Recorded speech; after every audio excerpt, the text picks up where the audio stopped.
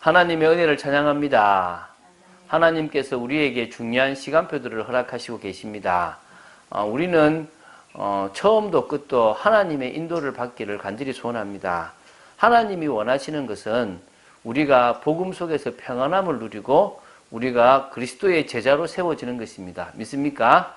여러분들이 편안하려고 하지 마시고 임마누엘을 누리는 중에 오는 환경과 현실은 어려운데 그 속에서 우리가 당하는 모든 것에 대한 그런 평안함을 여러분이 누리게 되기를 바랍니다. 저는 오늘 본문을 되게 좋아합니다. 사도행전 9장, 이게 바로 하나님께서 시대적 전도자 사울, 나중에 바울이 되죠, 그죠? 사울은 아마 유대식 이름인 것 같고요. 바울은 다시 말하면 좀 로마식 이름, 헬라식 이름이라고 표현하기도 하는데요. 어쨌든 그 바울이 주께로 돌아오는 장면입니다. 그래서 우리가 서론적으로 좀 볼게, 하나님의 분명하신 계획이 각자에게 다 있습니다. 맞습니까? 사실은 인간이 그 하나님의 크신 계획을 이해할 수가 없어요. 알아도 부분적으로 알게 하시지 사실은 다 모른다는 거죠. 여러분, 성경에 있는 인물들도 그랬고 또 막상 우리 지금까지 역사적인 인물들도 마찬가지고 어땠냐 그러면 도저히 이해 안 되는 일들이 일어났습니다. 다시 말하면 말 그대로 뭐 눈이 먼다든지 다리를 다친다든지 어려움을 당하는 일이 있는데 그런 일들이 오히려 보지 못하는 현장을 보게 되는 기회가 돼요. 그러니까 우리는 우리가 보고 싶고 우리가 원하는 데만 있는데 하나님의 계획은 우리가 보지 못하는 데 있거든요. 그래서 그 계획을 크다고 하는 거예요. 이해가 되십니까? 저는요, 처음에 목사 절대 안 하려고 했고요.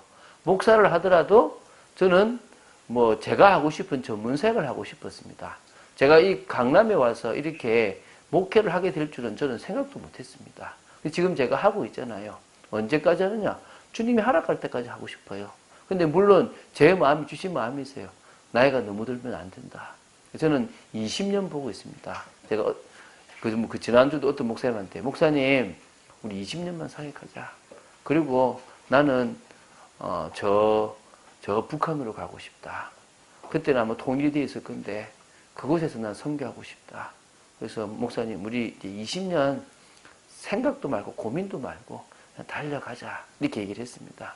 근데 또 제가 20년 동안 할 걸 보지 못하는 것들 하나님은 계속 어떨 때는 문제를 통해서 어려움을 통해서 보여주시고 알게 하실 겁니다. 믿습니까? 여러분도 그냥 평범하게 살아갈 때는 이해 못하는 것들을 아파보면 이해하고 문제 당해보면 이해하고 자식 키워보면 이해하고 또 선교 현장 나가보면 이해하고 또 전혀 가보지 못한 데를 가봤을 때 이해하게 되는 것들이 생긴다는 겁니다. 여러분들이 생각하는 것 이상 하나님이 원하신 것을 생각하게 되길 바랍니다. 그래서 하나님이 이 바울처럼 핍박자를 부르시는 것도 또 나 같은 어마어마한 죄인을 부르시는 것도 그거 외에 상상할 수 없는 많은 일들을 통해서 당신의 그 구원의 계획을 이루시는 것 등 이건 분명한 하나님의 계획입니다. 믿습니까? 단지 그걸 우리가 뭐하지 못한다는 거죠? 이해하지 못한다는 겁니다. 근데 하나 확실한 것은 이 오늘 제목입니다. 사실은 사울의 회심 이렇게 해도 되고 다른 사울을 부르심 이렇게 해도 되는데 다메섹에서의 은혜 이래도 되는데 어떻게 했습니까? 불가항력적인 은혜라는 겁니다. 오늘 우리가 생각해야 될 게 하나님이 그 개인에게 주는 은혜는 어떤 은혜란 말입니까? 불가항력적 은혜입니다. 믿습니까? 그 불가항력적 은혜를 하나님은 우리에게 지금도 주시고 사실 우리를 주셔서 우리가 예수님을 뭐 했단 말입니까? 믿게 되었다는 겁니다. 믿습니까? 그래서 이 사도 바울에게 임했던 은혜가 불가항력적 은혜라는 거예요. 거부할 수 없는 은혜, 거절할 수 없는 은혜, 받아들이지 않을 수 없는 은혜, 무조건 받아들일 수밖에 없는 하나님이 택하신 자는 믿게 되어질 수밖에 없는 하나님이 영생을 주시기로 작정된 자들은 다 믿는다 그랬는데 그 축복 속에 있는 자라는 겁니다. 우리가 얼마나 감사합니까? 우리가 그런 축복 속에 있습니다. 할렐루야. 우리가 그런 은혜 속에 있었습니다. 그래서 지금 이 자리에 앉아 있는 겁니다. 저는 불신자 가정에서 태어나서 그런 은혜를 받았고 우리의 자녀들은 부모의 믿음 안에서 자랐는데 어느 날 이 아이들이 내가 부모님 때문에 믿는 게 아니구나. 내가 부모님과 상관없이 이분은 나의 하나님이구나. 내 일평생 믿어야 될 나의 하나님이구나. 나의 인생의 문제를 해결한 진정한 구원자 하나님이시구나. 이거를 이 아이들이 자신의 신앙으로 고백할 때가 올 겁니다. 그때가 이들에게 불가항력적 은혜가 임했다고 할 수 있겠죠. 믿습니까? 오늘 우리에게 임한 이 불가항력적 은혜, 거부할 수 없는 은혜, 이거를 우리의 오늘 한번 되돌아보고 정리하면서 또 다른 사람에게 말할 수 있는 축복의 시간 되시기를 주 예수 그리스도님 축원드립니다. 자, 구원은 정적인 하나님의 은혜라고 우리는 믿습니다. 감리교나 좀 이제 알미니안주의하고 조금 이제 장로교가 다른데요. 근데 뭐 대부분 다 구원은 하나님의 은혜라고 모든 교회가 다 말합니다. 근데 우리는 전적인 하나님의 은혜라는 겁니다. 하나님의 은혜와 인간의 의지가 합쳐져서 구원이 완성되는 게 아닙니다. 이해가 됩니까? 전적으로 하나님이 하시는 겁니다. 제가 오늘 성경구절 3개를 여러분에게 알려드릴 건데요. 그 성경구절 3개에 잘 나타납니다. 첫 번째가 에베소서 2장 8절입니다. 그게 뭐라 그러죠? 우리가 믿음으로 구원을 받습니다. 믿음으로 말미암아 구원을 받죠. 근데 그 앞에 뭡니까? 너희가 그 은혜를 인하여 믿음으로 말미암아. 그러니까 분명히 믿음으로 말미암아 구원을 받는데 그 앞에 뭐가 들어간다고요? 은혜를 인하여. 은혜 때문에 믿음이 생기고 그 믿음으로 뭘 받는단 말이죠? 구원을 받는다는 거예요. 그러니까 은혜가 안 오면 우리는 맞이 않는다고요? 믿어지지 않는다는 거예요.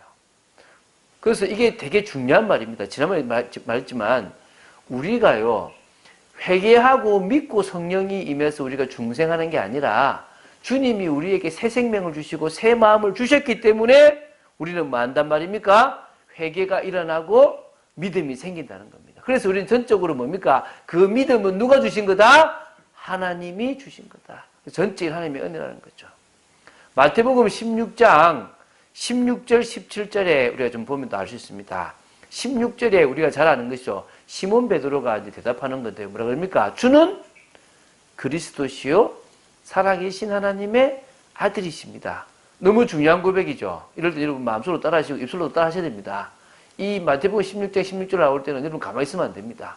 여러분 입술을 향해서 같이 주는 그리스도시요 살아계신 하나님의 아들이십니다. 여러분 고백해야 돼요. 여러분 입술로. 왜?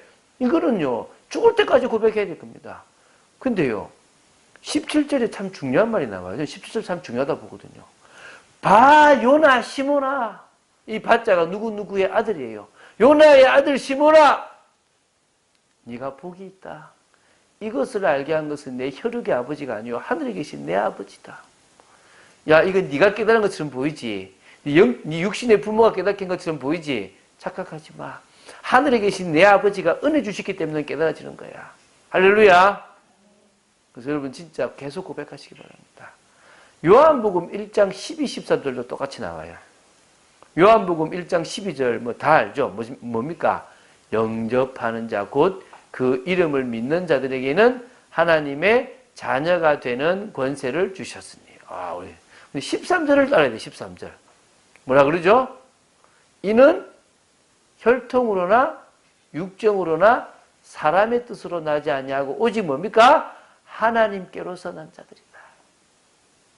이 영접을 하고 믿는 사람은 누구에게로 났다고요? 하나님께로부터 난 거예요.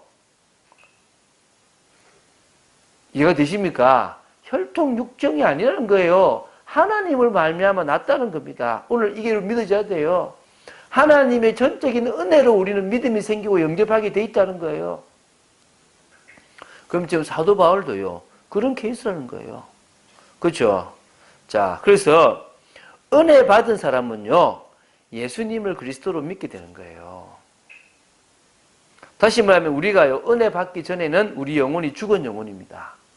맞습니까?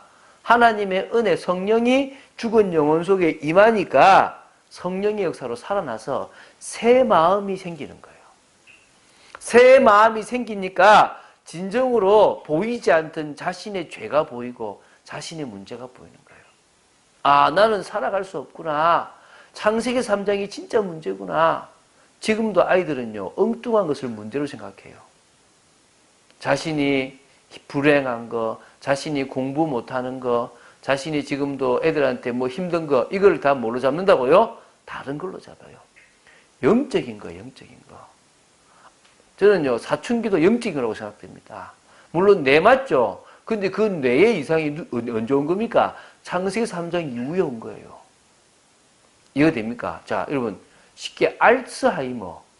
이게 뭐죠? 치매라 그러잖아요. 근데 치매가 뇌세포가 죽는 거예요. 뇌세포가. 그런데 어떤 사람이 뇌세포가 죽냐 그러면 과거에 아주 큰 상처를 받았다든지 정말 잊고 싶은데 잊어지지 않을 만큼의 큰 충격을 받은 사람한테 뭐가 오는 거죠? 알츠하이머가 와요. 그러면 우리의 기억과 뇌세포가 연관이 있다는 거예요. 우리의 감정과 우리의 영혼과 뇌세포가 맞단 말입니까? 연관이 있다는 거예요. 육신적인 걸로 그 사람들은 분석을 하잖아요. 맞죠? 육신적으로 드러나지게 돼 있는 거죠. 그게 병이니까. 근데 그게 영적인 것과 정신적인 것으로 다 이 관계되어 있다는 거예요. 여러분, 알츠하이머에 걸린 사람들은요, 대부분 잊고 싶은 기억이 있는데 잊어지지가 않아요. 너무 큰 충격인데 잊어지지가 않는 거지. 근데 그걸 계속 잊으려고 머릿속에서 자꾸 지우고 싶은 거예요. 근데 지워지지가 않으니까 그게 어떻게 됩니까? 세포가 죽는 거예요. 그 주위에 있는 다른 세포들이. 그게 결국은 저는 알츠하이머가 된다고 생각합니다. 그러니까 이게 얼마나 안타까운 일입니까, 사실은. 그것처럼요, 청소년들이 하나님 떠나서 자라는 가운데서 반대가 되고 뭔가 생각할 수 없는 짜증이 나기 시작하면 그게 뭡니까? 그게 결국 우리가 은혜 받으면요, 돼요. 제가 아들한테 그랬어요. 미안한데 나는 사춘기를 교회에서 넘겼다. 나도 사춘기가 올 뻔했다. 그런데 나는 마침 감사하게도 교회에 있어가지고 나한테 사춘기가 오지 않았다. 그게 너무 감사했다. 맞습니까? 여러분들에게 은혜 아니고선 다른 것이 없음을 깨닫게 되길 바랍니다.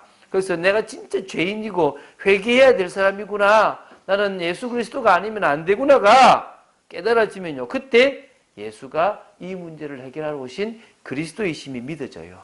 뭘로요? 하나님의 은혜로. 그리고 이제 그분을 고백하게 돼요. 그분을 영접하게 되는 거죠. 그래서 우리는 예수 그리스도를 믿게 되는 겁니다. 믿음을 가지게 되는 거죠.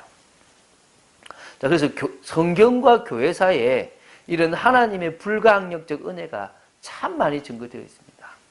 맞습니까? 이 성경과 교회사가 하나님의 불가항력적 은혜를 증거합니다. 첫 번째가 우리 아브라함으로 보시면 돼요. 아브라함. 이 아브라함은요, 믿음의 가정에 있는 자녀가 아니에요. 이 스데반이 설교할, 여호수아가 설교할 때요, 이 얘기를 했거든요. 여호수아서에서 우리 조상 아브라함이 저 갈대아 우르에 있을 때 우상 숭배하는 가문에서 불러냈다. 얘기를 했어요. 이해가 됩니까? 무슨 얘기를 한 겁니까? 우리나라 우리 민족의 가문이 처음부터 하나님을 잘 믿은 가문이 맞다 안 맞다? 안 맞다. 그런 가운데서 하나님이 불가항력적 은혜로 그를 뭐 했단 말입니까? 구원하셨다. 그래서 그가 믿음의 조상이 되어졌다. 믿습니까? 거부할 수 없는 거예요. 야곱도요, 그런 부분이 나와요.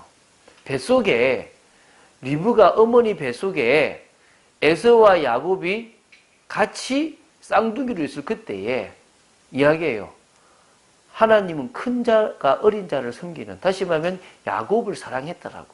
근데 그들이 태어나기도 전에, 어떤 행위도 하기 전에 그것을 부르시는 것이 누구께요? 하나님께 있다는 것을 그들이 무슨 선이나 악을 행하지 아니한 때에 택하고 부르시는 것이 하나님의 뜻대로 된다는 걸 보여주려고 하나님은 불가항력적 은혜로 누구를 택하셨습니까? 야곱을 택하셨어요. 믿습니까? 야곱을 더 귀하게 믿음의 그 축복의 가정으로, 축복의 민족으로 만드셨다니까요. 많은 사람이 이 초대교회도요, 누가 있습니까? 이 바울이죠. 자신은요, 믿을 마음이 전혀 없고, 물론 하나님을 잘 믿고 싶었지, 예수는 하나님을 모독하는 거짓말 사기꾼이라고 생각했습니다.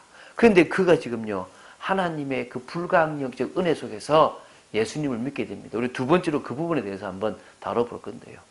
우리나라에도 뭐 김익두 목사님이나 뭐 여러 많은 사람들, 저도 여러분 마찬가지고요. 불가항력적 은혜로 우리는 뭐 하게 됐습니까? 예수 그리스도를 믿게 됐습니다. 믿습니까? 이게요, 교회사에 쭉 나오는 증거예요. 자, 그래서 핍박자 사울에게도 불가항력적 은혜가 뭐였습니까? 임했다는 겁니다. 이게 얼마나 귀한 겁니까? 이 불가항력적 은혜가 임했기 때문에 그렇게 자신은 예수 믿는 사람들을 죽여야 된다고 생각했던 그가 바뀌었잖아요. 그래서 오늘 첫 번째 임에 나옵니다. 하나님의 진정한 사랑을 몰랐던 사울은 율법에 매여서 교회를 뭐 했습니까? 핍박했다는 거예요. 하나님은 사랑의 하나님인데 뭐요? 이 사랑을 모르고요, 매여요. 장로교단에서 좀 대표적인 교단이 통합이고 합동이고 고신이에요. 요 세 개 교단이 되게 큰 교단입니다. 저는 옛날에 통합측에 어릴 때 제 교회를 다녔기 때문에 통합측에 대한 어떤 그런 부분들을 저는 조금 알고 있는 건데요. 제가 어릴 때 이제 고신이나 이 합동은 잘 경험이 없었는데요. 우리 교단이 합동과 비슷한 어떤 그런 교단이기 때문에 지금은 합동을 조금 아는데요. 사실은 우리가 과거에 이제 사실은 뭘 몰랐냐면 제가 이제 이렇게 이런 교단의 특징을 잘 모를 때 이렇게 교제를 하다 보니까 고신 측에 이렇게 그 교단의 성격이 있어요. 예를 들면 그러니까 고신, 고려 이런 쪽은요, 조금 율법을 되게 강조해요. 그래서 주일이면 돈을 쓰면 안 돼요. 주일에는. 근데 이제 교회에 카페가 있는데 주일에 돈을 쓰면 안 되는데 뭐를 먹어야 되잖아요. 그래서 어떻게 하냐면 미리 쿠폰을 팔아. 어느 교회는 미리 쿠폰을 팔아서 미리 쿠폰을 사서 돈 주고 그 쿠폰을 내고 음식을 먹는 거예요. 그래서 내가 아니 그건 사 먹는 거 아니냐고. 돈 안 썼잖아. 그 뭐죠? 매이는 거예요, 매이는. 합동 측은 그 정도 그렇지는 않은데 어떤 형식 틀에 뭘 세우는 틀에 또 매이게 되거든요. 제가 이걸 쭉 보면서 느끼는 게 참 이렇게 안 매이도 될 것들에 사람들이 매인다. 하나님의 사랑은 그런 게 아닌데 자식들은 잘 모르잖아요. 부모가 해주고 싶은 거는 사랑인 거고 자식이 잘 되는 거지. 그것 때문에 자녀를 어떨 때는 혼내기도 하고 바로 잡으려고 하는 거지. 그거를 어느 순간에 자식을 낳아보면 알잖아요. 저희 아내가 이제 제가 이번에 어느 결혼식을 갔는데 신부가 너무 웃는 거예요. 그래서 신부가 너무 결혼식에 웃어서 누구 생각나니까 저희 마누라 생각이 나더라고요. 제 아내. 제 아내가 결혼식 때 너무 웃었거든요. 그래가지고 웃어가지고 나중에 이제 신혼여행 출발하려고 그러는데 갑자기 좀 장모님께 너무 미안한가 봐. 내가 엄마한테 너무 미안하다면서 내가 그때 너무 웃었다면서 이러는 거예요. 제가 좀 결혼한 사람 어머니한테 딸이 너무 웃던데 참 어떻게 안 섭섭했냐 했더만은 자기를 보는 것 같더래요. 그래가지고 이번에 자기 어머니한테 전화를 했대요. 엄마, 내가 결혼식 때 너무 웃어서 미안해. 그때 엄마 심정이 이랬을 것 같다니까 진짜 그때 섭섭하더라 이러면서 얘기하더라는 거예요. 자기는 그러지 않았는데 그 모습 보면서 내가 우리 엄마가 그랬겠구나 이 생각이 들었다는 거예요. 사실은요, 자식을 낳아보면 얼마만큼 힘들게 내가 컸고 어렵게 컸다는 것을 자녀들이 이제 알게 되는 거죠. 하나님도 마찬가지입니다. 우리에게 주려고 하는 것은 우리를 올가매고 뭔가 고통을 주고 재앙을 주려고 하는 게 아니라 뭐란 말입니까? 사랑을 주려고 하는 겁니다. 구원하려고 하고 바르게 되기를 원하시는 겁니다. 근데 이 바울이 얼마만큼 과거 율법에 매였냐? 빌립보서 3장 4절 6절에 보면요. 바울은요. 진짜 유대인 중에 유대인이고 이스라엘 중에 이스라엘 히브리 사람인데요. 8일 만에 할례를 받을 정도로 다 원칙적이었어요. 그것도 왕족 출신 중에 하나인 베냐민 지파였습니다. 그리고 바리새인이었고요. 스스로 말하기를 율법으로는 흠이 없다 그랬습니다. 613개 율법을 자신이 다 지켰다고 할 만큼 흠이 없는 사람이 누구라고요? 바로 이 사울 바울이었다는 거예요. 사도행전 22장 3절에 보면요. 그가 이야기합니다. 자기는 가말리엘 문화에 있었다고. 가말리엘은요, 그 당시에 이스라엘의 이 바리새파 중에서 가장 영향력이 있는 어떤 스승이라고 할 만한 인물이 누구라고요? 가말리엘. 그래서 우리가 가말리엘이 성경에 나왔었어요. 여러분이 잠시 봤었는데요. 그 가말리엘이 뭡니까? 바로 이 사울의 스승이었다는 거예요. 그러니까 아주 조상들의 율법의 엄한 교훈을 받았다라고 그렇게 사도행전 22장 3절에 나와요. 그래서 하나님께 대하여 열심히 있었다고 얘기를 해요. 그러니까 그 정도로 자기는요, 하나님의 사랑도 모르고 하나님의 뜻도 모르고 율법에 매여서 열심히 믿고 교회를 핍박한 거죠. 그래서 교회를 핍박한 게 나옵니다. 예수를 증거하는 교회를 핍박하는 것이 하나님을 잘 믿는 것이라고 생각했다는 거예요. 사도행전 7장 58절에 보면 스데반을 돌로 칠 때 그때 돌로 치기 위해서는 증인이 필요해요. 율법에. 맞다. 저 사람은 돌 맞아도 돼. 라고 하는 증인이 필요한데 그 증인 중에 한 사람이 누구였다는 거죠? 사울이었다는 거예요. 맞아요. 저 사람은 지금 틀린 말하고 있습니다. 라고 하는 거죠. 그래서 사도행전 8장 1절에 뭐냐면 이렇게 나와요. 사울은 그가 죽임당함을 마땅히 여기더라. 그러니까 마땅히 죽어야 될 사람이라고 생각을 한 거예요. 이 정도로 교회를 박해하는데 당연히 앞장선 거예요. 8장 3절에는 이렇게 나옵니다. 사울이 교회를 잔멸할세. 아예 교회에 씨를 말리려고 그런 거예요. 각 집에 들어갔대요. 남녀를 끌어다가 옥에 다 넘겨버린 거예요. 아예 내가 예루살렘 전역에 예수 믿는 것들, 이 도를 따르는 사람들은 내가 씨를 말리겠다. 이런 거예요. 이 정도면 대단하죠. 오늘 우리 9장 1절, 2절에 보면 나옵니다. 사울이 주의 제자들에 대하여 여전히 위협과 살기가 등등한. 그러니까 예수 믿는 도를 따르는 사람들, 크리스찬들에 대해서 뭐요? 여전히 위협과 살기가 등등했다는 거예요. 그래서 이제 뭐냐면 대제사장에게 가서 다메섹 여러 회당에 가져갈 공문, 저 시리아 위쪽에 있거든요. 저기까지 이제 가져갈 공문을 정한 겁니다. 이유가 뭐냐? 만일 그 도를 따르는 사람을 만난다면 남녀를 막론하고 결박하여 예루살렘까지 아예 잡아오려고 막 열심히 특심했다는 거예요. 이게 지금 얼마만큼 지금 하나님을 대적하는지도 모르고 가서 잡으려고 그랬던 거예요.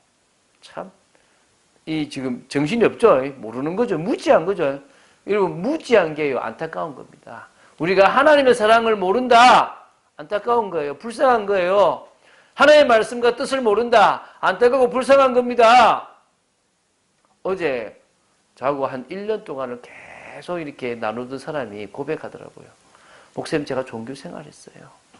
제가 이 복음으로 종교 생활했는데 지금 이제 내가 이 복음 속에 들어왔어요. 난 그리고 너무 감사하다고 저도 막 그랬거든요. 사실 우리도 종교 생활 많이 했잖아요. 복음 모르고 복음이면 완전하고 복음이면 충분하고 복음이면 모든 것인데 믿습니까? 여러분, 제가 복음 확실히 누리는데 제가 세운 교회가 없어져 버린다. 그럼 제가 망한 겁니까? 저는 그렇지 않다고 믿습니다. 할렐루야. 여러분이 예수 믿는데 어려움 당하고 병 왔다. 여러분 망한 겁니까? 아닙니다. 하나님은 다른 계획이 있습니다. 믿습니까? 오늘 여러분 진짜 답내시기 바랍니다. 우리 모두가요, 같은 생각 가지게 되기 바랍니다. 하나님은 우리를 통해서 일하실 것이다. 하나님은 참빛교를 통해서 일하실 것이다. 믿습니까? 그런 축복이 여러분에게 있게 되기를 주 예수 그리스도님 축원드립니다. 그런 바울에게요, 예수님이 친히 나타나셔가지고 그것도 뭐로요? 빛으로 나타나셔서 사울을 부르셨습니다. 오늘 그게 이제 3절부터 9절에 나옵니다. 이제 사울이 길을 가다가 다메섹에 가까이 이르더니 호련히 하늘로부터 빛이 그를 둘러 비추는지라. 지금요, 사울은 이제 거의 다메섹에 다 왔습니다. 다 왔던 그 시점 어디에 호련히요, 하늘로부터 빛이 그를 확 둘러버렸어요. 비춰버린 겁니다. 그래서 그가 뭡니까? 땅에 엎드려져 버렸습니다. 엎드려져서. 또 엎드려져서요, 이제 소리만 나는 겁니다. 그 비늘 같은 게 눈을 딱 막아버렸어요. 그러니까 맹인이 될 만큼, 앞을 보지 못할 만큼 충격적인 것이 왔다는 겁니다. 그때 이제 뭡니까? 예수님의 음성이 나오죠. 저는 이 음성을 95년도에 한번 들어봤어요. 뭐 주님의 음성이 아니라 목사님 한 분이 사울아 사울아 이러는데요. 이렇게 뭘 이렇게 적으면서 메시지를 듣고 있다가 사울아 사울아 근데요 막 갑자기 귀가 쫙 귀해지는 거예요. 제가 그때 이 주님이 저를 부르시는 느낌이 드는 거예요. 그 메시지를 듣는데 내가 이 목사님 만나봐야 되겠다. 그래서 제가 그 목사를 만나서 제 인생 다 불러뒀거든요. 동일하게 지금 물읍니다. 사울아 사울아 내가 어째 나를 박해하느냐. 사울아 사울아. 여러분 여러분의 이름을 부르시면서 왜 그렇게 무지하냐, 왜 그렇게 세상에 빠져있냐 물으십니다. 그때 뭡니까? 사울이 대답하기를 주여 누구십니까? 이렇게 은혜로 나타나는 것은 주님이 되는 거예요. 하나님이 되는 거예요. 그러니까 이제 바로 얘기했죠. 나는 내가 박해하는 예수라. 충격이죠. 예수는 사기꾼이고 거짓말쟁이고 하나님을 대적하는 사람이라고 생각했는데, 이 유대교회에서는 절대적으로 없어져야 될 사람이라고 생각했는데 지금 어떤 일이 벌어진 거죠? 나는 네가 박해하는 예수다. 그리고 다시 말하면 예수가 살아있어? 죽은 게 아니야? 그럼 예수가 진짜 하나님이 보내신 분 맞아? 이런 생각들이 이제 헷갈렸겠죠. 그러면서 이제 그 다음에 6절에 이런 말씀하십니다. 너는 일어나 시내로 들어가라. 내가 행할 것을 내게 이를 자가 있느니라. 우리는 그 다음 주에 볼 겁니다. 저는요, 이 사울이 부름받는 것만큼은 꼼꼼하게 다루고 싶어서, 조금 더 이제 다음 주에 한 번 더 우리가 이 사울을 다룰 거거든요. 이때 이제 일 나오잖아요. 같이 가던 사람들은 소리만 듣고 아무도 보지 못하여 말을 못하고 서 있더라. 근데 그 소리가 사울한테 소리가 다 들렸는지, 천둥 소리처럼 들렸는지 모르겠지만 소리만 날 뿐이지 아무것도 볼 수가 없었습니다. 사울만 볼 수 있었다는 거죠. 그걸 보고 이제 눈이 어두워진 겁니다. 그래서 8절 이렇게 나옵니다. 사울은 땅에서 일어나 눈은 떴으나 아무것도 보지 못하고 사람의 손에 끌려 다메섹으로 들어간 거예요. 그래서 9절에 뭡니까? 사흘 동안 보지 못하고 먹지도 못하고 마시지도 아니하는, 사흘 동안을 딱 금식하면서요 깊은 기도 속으로 들어갔다고 보시면 됩니다. 자, 그래서요 나중에 바울은 이렇게 고백합니다. 로마서 1장 1절이나 고린도전서 1장 1절에 자신을 사도로 하나님께서 부르셨다고 고백해요. 그래서 우리가 이제 1장 15절 이후부터 뭘 봤냐면, 여러분 그 마띠아를 세우는 걸 봤죠. 인간은 인간적으로 마띠아를 사도로 세우는데, 어떤 의미에서 예수님은 이 12번째 사도로 누구를 선택하셨다? 사도 바울을 선택하셨다. 이렇게 말하시는 분들이 있어요. 저도 맞다고 생각됩니다. 그래서 갈라디아서 우리가 새벽기도 했잖아요.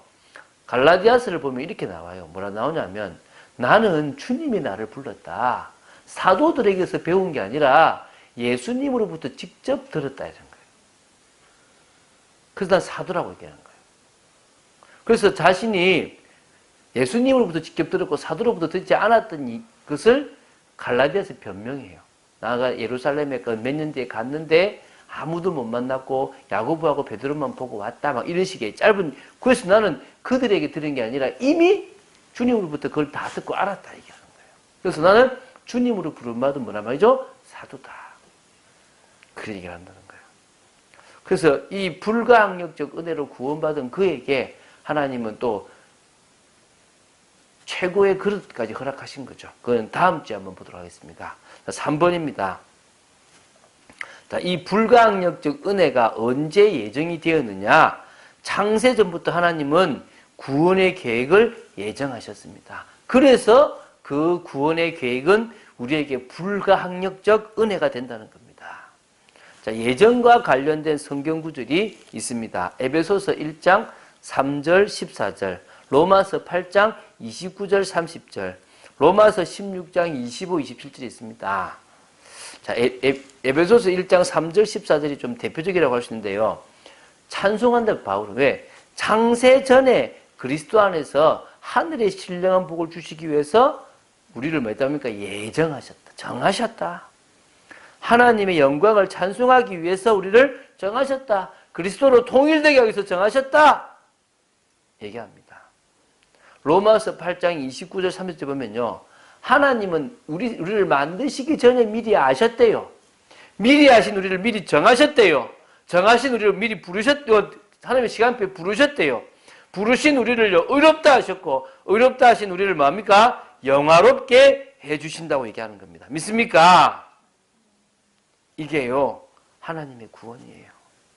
로마서 16장 25, 27절 보면 뭐라 하냐면 영세 전에 감추어졌던 그 비밀이 지금 나타났다고 얘기하는 겁니다. 믿습니까? 영세 전에 창세 전에 영세 전에 있었던 이 비밀이요. 지금 나타난 거예요. 여러분의 구원은 언제라고요? 창세전, 영세전.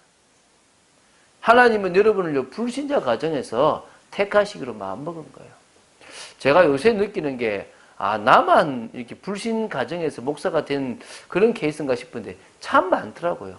훌륭한 목사님들 중에 많은 분들이 믿음의 대를 이어서 오신 분들도 있는데 불신 가정에서 목회자가 된 분들도 꽤 많더라고요.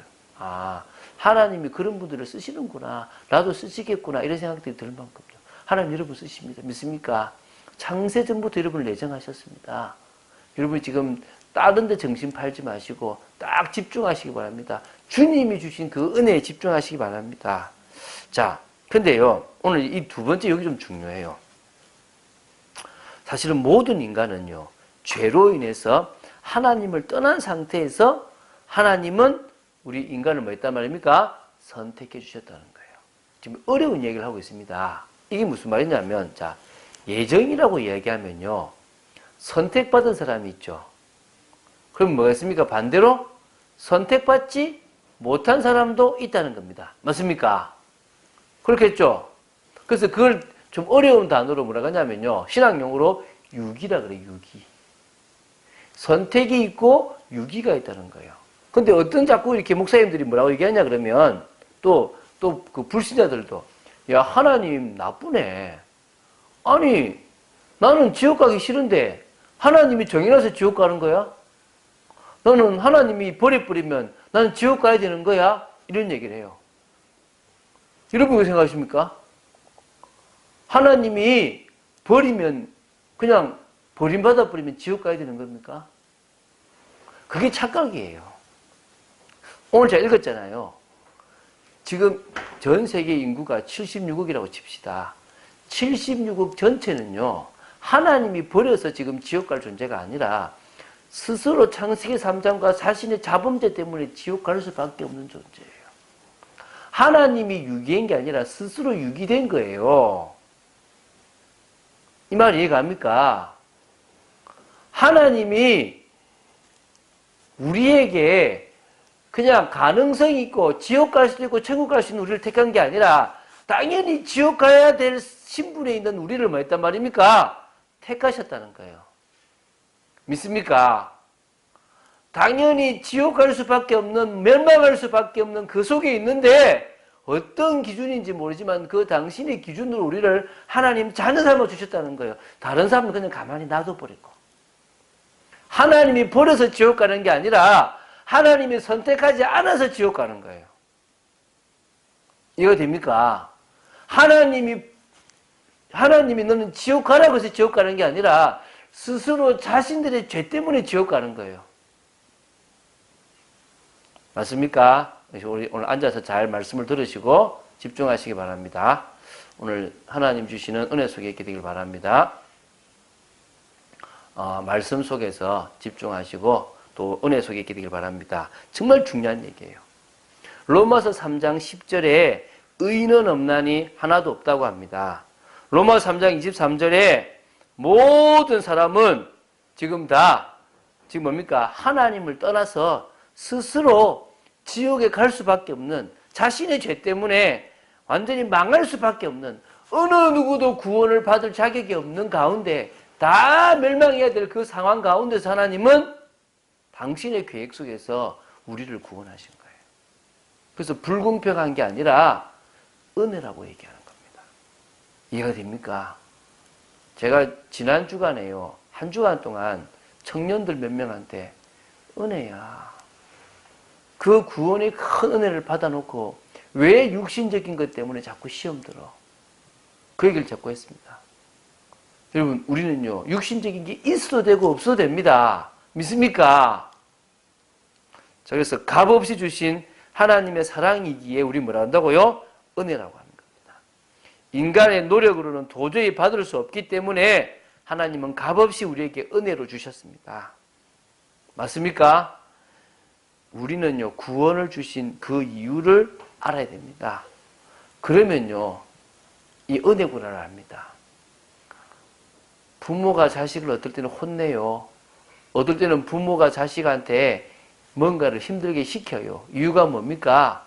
자식이 바르게 자라서 나보다 더 나은 인생을 살아가기를 원하기 때문에 그렇게 해요.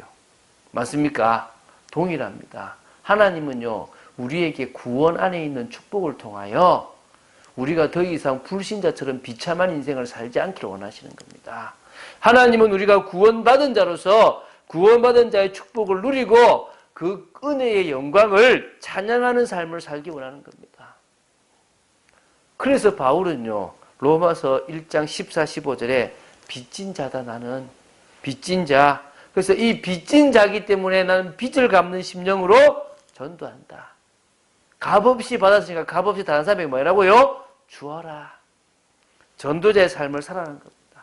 자, 그럼 결론 맺겠습니다. 사람을 보는 눈, 사람을 보는 생각이 달라져야 됩니다. 저 사람 나쁘다, 좋다, 나한테 이익이 된다, 이게 아니고 뭐요? 하나님의 계획이 있는 사람인가? 하나님이 정말 저 사람을 살리시기를 원하신가? 영생을 주시기로 작정된 자인가? 이런 생각을 하게 되기 바랍니다. 이런 눈으로 보시기 바랍니다. 그럼 내가 이 사람한테 해야 될 일이 뭐지? 역할이 뭐지? 요 고민을 하시면 여러분은요, 전도와 생명 살리는 일에 중요한 일을 하게 될 줄 믿습니다. 여러분은 이미 불가항력적 은혜를 받았습니다. 여러분 주위에 누군가는 또 불가항력적 은혜를 받게 될 것입니다. 말씀에 집중하시고 은혜에 집중한 여러분 되시기를 주 예수 그리스도의 축원드립니다. 주는 그리스도시요 살아계신 하나님의 아들이심을 고백합니다. 말씀 따라가는 축복 속에 있게 하여 주시고 하나님의 불가항력적 은혜를 받은 자로서 이 은혜를 진정으로 사모하고 이 은혜 속에 깊이 들어가는 저희들 되도록 지켜 주시옵소서. 정말 이 은혜를 증거하는 이 은혜 속에 있는 구원의 축복을 누구보다도 누리며 응답받는 저희들 되기를 간절히 소원합니다. 주 예수 그리스도 이름으로 기도드립니다. 아멘.